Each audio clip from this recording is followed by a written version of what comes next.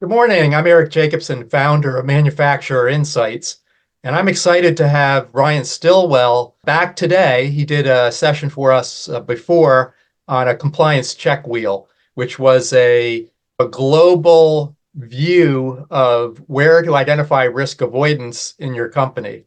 So, good morning, Ryan. Good morning, Eric. So, thanks for coming back. Ryan is a principal and risk advisor for Stillwell Risk Partners.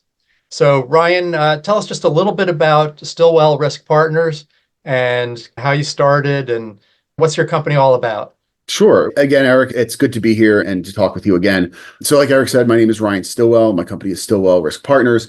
We are a risk management and insurance brokerage firm. Our emphasis is on the risk management part. And the reason for that is we've often found that for most insurance brokers, the insurance is the part that comes first, but really it's the part that needs to come last.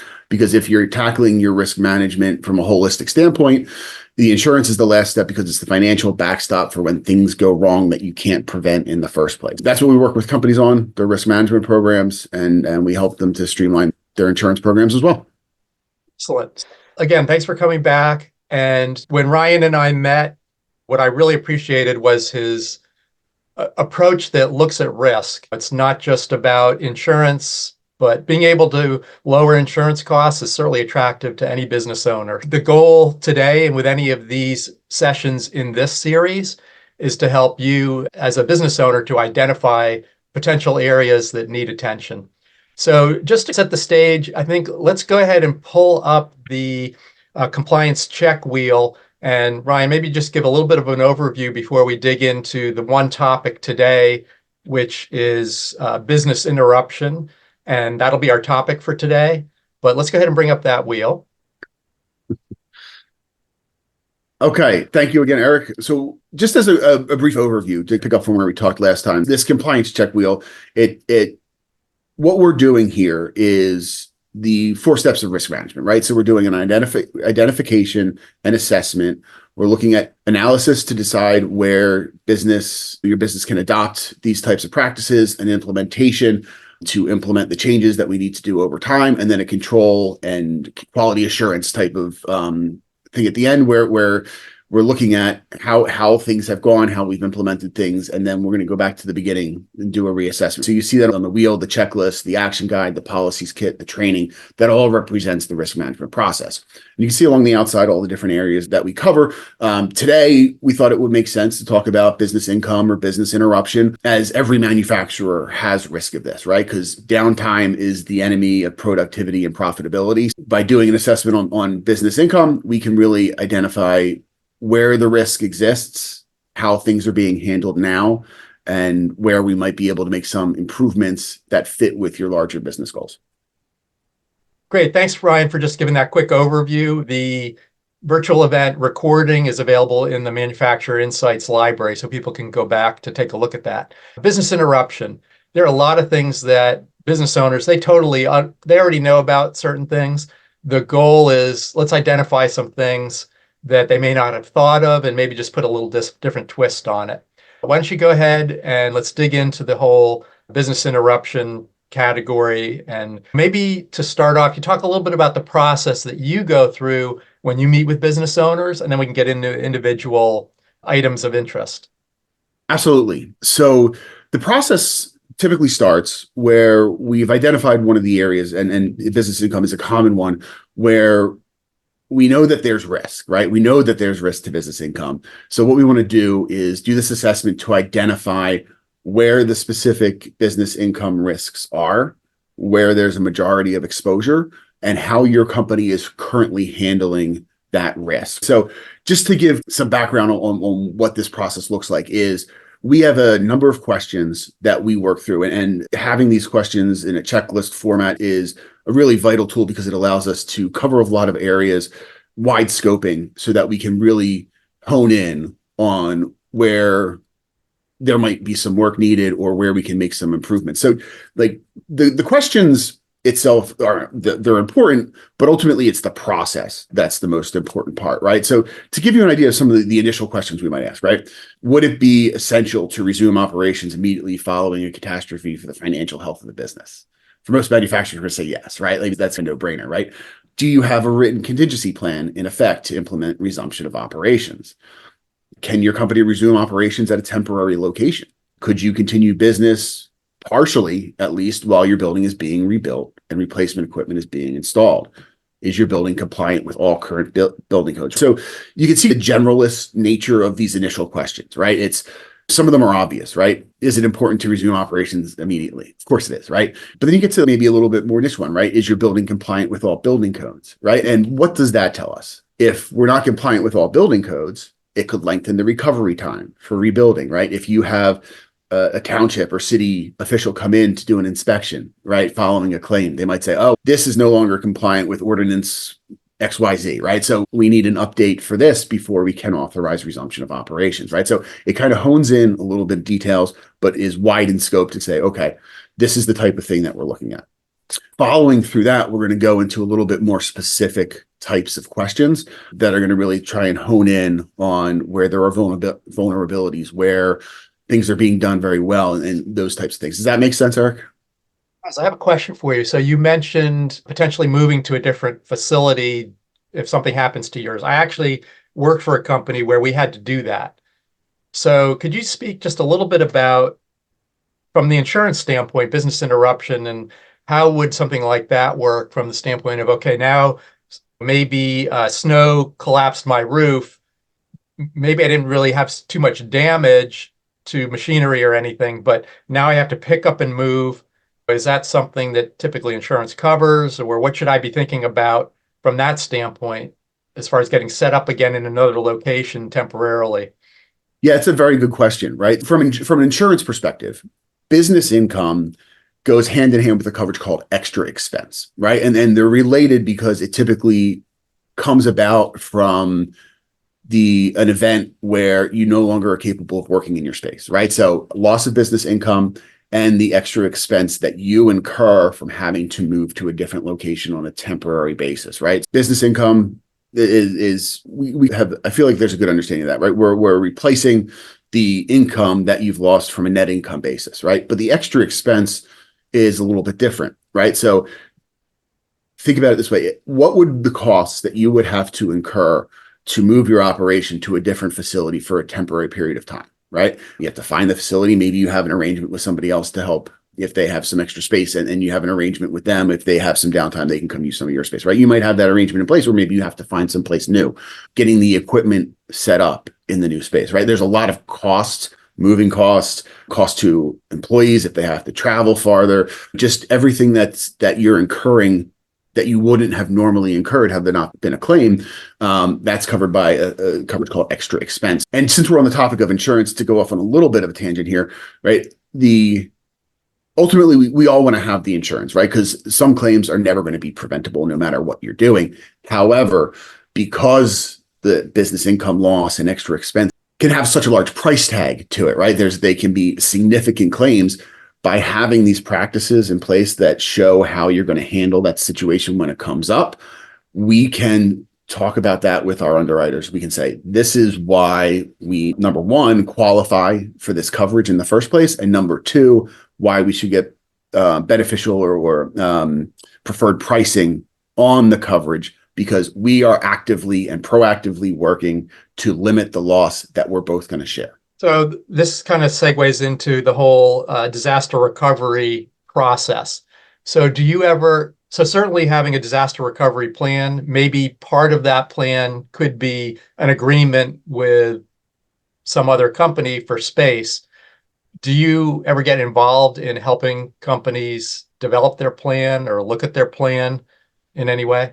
Yeah, we might do an initial evaluation and kind of see where things are. We have some general advice that we can give. It's not just a matter of having the plan in place, but who's taking ownership of the plan, and how often are you reviewing it? How often are you practicing it? Like the practical tabletop, what's the phrase? You make all the plans in the world, but when it actually comes to implementing them, they go out the window, right? That doesn't negate the value of planning, and it doesn't negate the value of practice, right? So when something like this happens, having practice within the last 12 months, you go into it having confidence in your plan, what steps need to be taken. It's not where you're starting from scratch in the event of an emergency.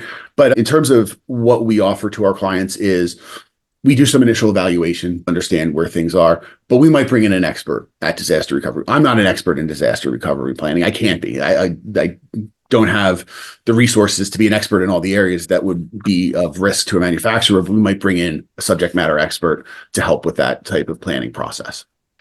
So one of the things that's really I hear a lot of when I go to manufacturing trade shows is the whole thing with whether it's AI, but particularly manufacturing 4.0, where there's machinery that is recording data. You have computers that are tied into manufacturing machinery right now. So this is going to just continue to grow. So I wondered, Ryan, if you could speak to that topic from a risk avoidance standpoint. That's a great question. Technology rules everything that we're doing anymore. Traditionally, when we think of business income and the risk to business income, we think of more physical risk, right? Fire, water damage, a tornado hitting the building. But today, arguably the more significant risk is that from a technology standpoint, right? So even if we're talking about a power surge or a loss of electricity, right? There's downtime from that would create loss to business income. But there's additional risks that we have to consider, right?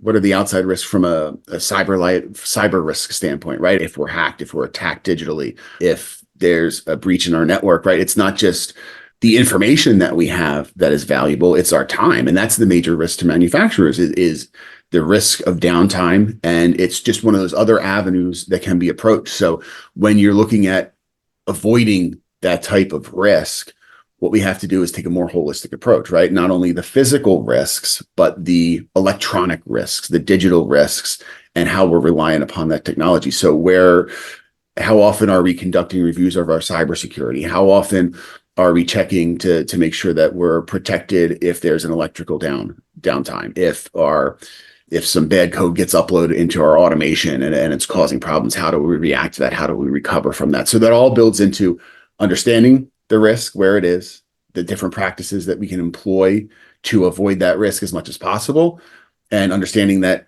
there is no avoiding all the risk, especially when it comes to technology, which is an ever-changing thing.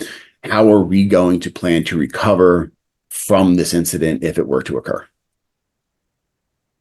It reminds me, in the last 2 weeks, we had someone who came to us, a manufacturer, and their website and server got hacked. So they were out at a trade show in California with no website. So they spent all this money for a trade show booth, yet had no website. So we didn't develop the website, but we were able to get something up for them within about 24 hours, not their full website. But the point I want to make is that they felt they were covered because the hosting company makes backups, right? So the problem is if you don't find out that you've been hacked, had unauthorized access, if you don't find that out pretty much within the first month, those backups normally are only held for 30 days. Mm-hmm. So if you have to go back 2 months, you don't actually have a good backup. So one of the things I tell our customers is when you launch a new website, go in and download a backup of your website and keep it somewhere, whether it's on a disk, whether it's a file kept offline, so that you can always go back to the original before the malicious code was put into the website. So that's just something from my experience. I don't know if you want to comment on that or not. Yeah, that's a great point. One of the things when I talk to cybersecurity people, they're always saying back up for at least 6 months, right? Because that's exactly what happens. Somebody gets into your system and they sit there and they wait because they know the more they can collect, the more they can ransom, right? Yeah, in terms of that, and having frequent backups is, it's a requirement even to get the insurance coverage for that type of exposure. But yeah, that's a great point, and being able to recover from those types of things quickly is vitally important, right? Because if you don't have a website at a trade show, that's part of your whole marketing process, right? It's how you generate business. Yeah, and how you represent yourself to the world, your brand, your reputation is also important.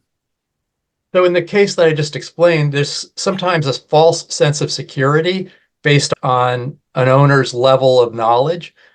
Can you think of what other examples may you have? Maybe these are situations you've seen where someone thought they had everything covered or a specific thing covered, and that actually wasn't the case. I don't know if you can think of any examples. There's one that comes to mind, and there was just this story came out. I saw it last week. This happened in Hong Kong, where the CFO of a company made a $25 million transfer that ended up being fraudulent, right? So the standard practice when making any type of large deposit transfer of money is to verify the source in more than one way, right? So what happened was he followed the practice. He followed the standard operating procedures. That he got on a video call with the people that he knew what they looked like. The people that scammed them used artificial intelligence to appear to be the people that he knew, right? Yeah, it's like they have practices in place, right? And they have good practices in place. Like it's the standard practice in place. But the way that technology develops, the way that artificial intelligence can be used, the deep fakes that are possible now, right? It's a zero trust environment where you just have to assume that everything you do could be compromised, right? I don't know how you handle that. It's frightening. It is. It's The like way, you just yeah. don't know, right? So I also, this is just something personally, as there's global warming and more situations where water comes into play, water damage, et cetera. What should owners, company owners be thinking about as far as risk avoidance or coverage when it comes to that? Sure. One of the key things that you can do with that type of situation, right, against physical risk, against water, is have a plan in place, right? Some people call it an emergency readiness plan. There can be different names for it, but you get the gist of it, right? So you're planning ahead for there to be damage to your facilities. By doing this type of planning, you have a non-physical copy of this plan. You know where shutoff points are. You know who to contact, whether it's governmental services like police and fire, who to call, who's your contractor that's going to come in and help remediate and cease damage to start. But having this plan in place reduces your cost as well, right? Because let's say you don't have this plan in place and all of a sudden you've got water all over your property. There's a flood that's outside the property just coming in, whatever the case may be. So you call up somebody and say, hey, we've got a disaster on hand. We need immediate help. And they say, okay, then there's two ways you do it, right? So you have the plan in place and you don't, right? So you don't have the plan in place. They're going to bring an overwhelming amount of resources to bear, right? Because they want to make sure that they're limiting damage as much as possible. So let's say they bring 30 trucks and 40 people and a ton of equipment, right? You're paying for that, right? Versus you have a plan in place and they say, okay, we know that if there's significant water damage, we need to bring these 8 trucks, 12 people, and this specific equipment, right? So you are then and there, by doing this proactively, you're going to limit your costs at the point of the incident, and you're going to be able to more quickly limit damage and therefore recover quickly, right? So the emergency readiness plan is a vital for anything, not just for manufacturers, for anybody with large facilities. Thinking about coming up with these various plans, it doesn't sound like a light lift. So how typically do companies develop these plans? What resources should they be thinking about in the preparation of those? Yeah, it's a good question. And it's a tough one to answer, right? Because it depends on you. There's the limitation of time and resources and manpower is a real problem. So that's part of why it's so important to do the assessment identification part up front, because it's going to help prioritize what action should be taken first. So let's say that you have several problems. Let's say that you've identified the need to do an emergency readiness plan, you've identified the need to do a disaster recovery plan, and you've identified the need to harden your digital infrastructure to prevent digital and cyber attacks, right?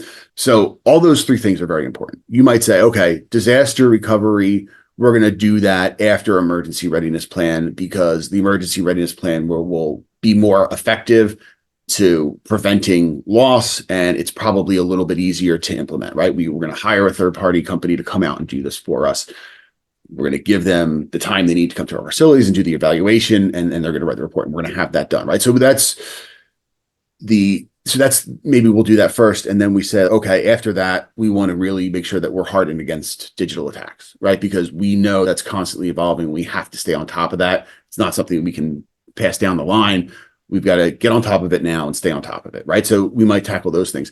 As a principle of risk management, one of the things that we want to understand is it's the low-hanging fruit, right? So it's if, let's say you're worried about security. Let me give you an analogy. Let's say you're worried about security. What's the most effective thing that you can do for security is you can have good security at entry points, right? So it's just a hardened entry point with a deadlock and some type of access control. And doing that is going to be the most inexpensive option, but also the most effective, right? Because you have that barrier that somebody else might not have, preventing somebody from coming at you first, right? So it's what can you do that's most effective, cheapest, and easiest, right? And from there, you build on top of it. So when we're doing the assessment and we're identifying areas that could be potential risk or have a significant exposure to, what are the areas that we can address first that will limit the most likely forms of claims? And I would imagine too, something I just thought of is fully vetting your employees during the hiring process. We know that certainly with cyber, it can be an internal person that's the weakest link. I'm sure there's things that should, as a matter of course, be done when you hire someone, checking their background, make sure if they're handling sensitive information, they're not a convicted felon who happens to have had a specialty in cyber-related access challenges, that kind of thing. So Ryan, when it comes to business interruption, what are some of the things that maybe often get missed or that could be low-hanging fruit that are maybe not costly to implement or that could bring, for the little bit of effort, could bring the greatest return on whether it's time or money investment for manufacturers? So there's a couple of things that come to mind. The first thing I think of is, number one, have you completed a business interruption worksheet? So this is a really good practice to identify what your actual costs or what your actual loss might be in the event where you need to utilize a business interruption insurance coverage. Identifying your major suppliers, your major distributors, right? Do you have a certain concentration, right? Is there risk? Let's say you have one key supplier for a critical component in your manufacturing process, right? That is a potential risk because and this is a lot of stuff that can be out of your control, right? If that company suffers a loss at their plant, if they go out of business or the materials, they lose access to the materials, right? You lose a key component, right? So identifying potential weak links in your supply chain and distribution chain are very important. Again, where you're distributing to, right? If you have one or two main clients that represent a significant chunk of your revenue, what happens if they find a different supplier or if they go out of business or there's issues with them? How do you diversify against that? So there are things that you can identify from a self-assessment standpoint to identify where there might be risks. Let's see, as part of this is maybe not such low-hanging fruit, but when you're doing your disaster recovery planning is, can you identify how long it's going to take to recover and what's the range of possibilities in there, and creating and completing a worksheet to estimate what that time might be at the start of doing a disaster recovery plan will help you prepare to really implement that going forward. So what you mentioned about maybe a certain customer is 65% of your business. We do hear about that every once in a while. And that's why it's so important. I work for a website design and web marketing company, and having that steady flow of business is very important. And we help companies to diversify their client base. I worked for a company that about 60 to 65% of their business was one client, very large company, national company was the client. And that client decided for whatever reason to move on to another provider. And it was very dramatic what happened to the company I was working for. A whole division of people had to get let go. So it's something that I think a lot of business owners think about it, but sometimes I think they need to be a little bit more proactive in diversifying that customer base. Yeah, I agree with you. The businesses go through life cycles. And when you're growing and you're building your revenue, sometimes you get that large client and then it's okay, all systems are go. But at some point down the road, you have to recognize the ability to say, okay, how do we diversify against the risk of having all of our revenue with this one client? And thinking along those lines, right? Even if you're diversified and you have a number of clients, if you're down, thinking about this, if you're down for a couple of months, they're going to have to find other suppliers, right? How can your sales recover after you're fully restored to operations, right? How long is it going to take you to win some of those clients back or to replace them?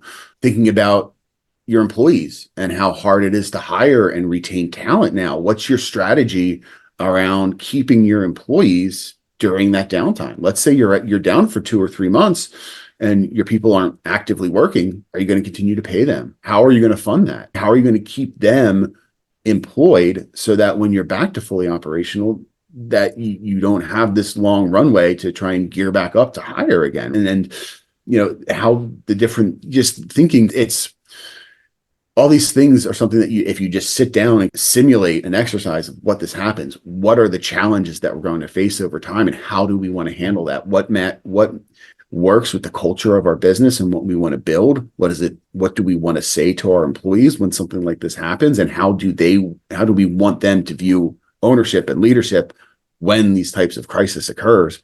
And yes, you're going to have challenges. It's almost inevitable that you'll lose clients, right? That you'll lose employees, but how you react to that and can come back from it, right? It defines who you are. Love that you brought that point up because I hadn't thought of that. And as a company, IQ the company I work for, we have a focus this year of helping manufacturers to attract, hire, and retain employees. And I hadn't even thought of that. The impact on the labor is just incredible because it is so hard right now for manufacturers to attract workers. Ryan, of course, it's important for business owners to make sure their business, to avoid business interruption, keep the business going. Since you work in the insurance field, I do want to ask, kind of risk reward. What are some of the benefits from an insurance costs standpoint for setting into place some of these business interruption solutions? Yeah, so good question. From an insurance standpoint, putting these things in place lets us negotiate better on your behalf, right? So when a client selects us to represent them to the insurance marketplace, we want to be transparent in how we're presenting the risk to the insurance company, right? So when we do these assessments, it gives us that window into your operations, how you're doing things now. And when we plan for implementation, we have the risk profile that you have now and the risk profile that we're looking to improve upon, right? And having that plan and giving the narrative to the insurance underwriters, it really makes a difference, right? Without going into a ton of detail, manufacturing risks are complicated, and you don't get your proposals and your insurance prices from an algorithm. It's part of it, but really it comes down to people and what people think of your business. So an underwriter might see 100 manufacturing risks every month, right? And that underwriter knows they're going to write 3 or 4 at most of those policies, right? So how do we position you to get to the top of their stack so that they are dedicating their attention, their resources to getting you what you need so that they can win your business? Right. So then this whole process is about transparency. It's about how we communicate that to the underwriters in a way that accurately represents your business in the best possible light. Overwhelming. The important thing to think about is how do we take the first step, right? It's not, don't think about the whole process beginning to end. It's let's take the first step, do it and conduct an assessment. Let's identify where our risks are so that we can prioritize what's important to us in the operation and continuance of our business. And what are the first steps that we can take? Know that it takes a long time to do this from start to finish. But like with any project, you shorten it down into individual steps that you can take, and then you move on to the next one. You have a plan in place to do it. So the initial assessment, it'll help to open some eyes and get us on that path. So for our next virtual event, there have been a lot of changes in the Fair Labor Standards Act. So our topic for next time will cover some of the changes, things that business owners need to be thinking about. So Ryan will be back for a future virtual event. Again, Ryan, thank you so much. And have a great day. Thank you, Eric. It was a pleasure again.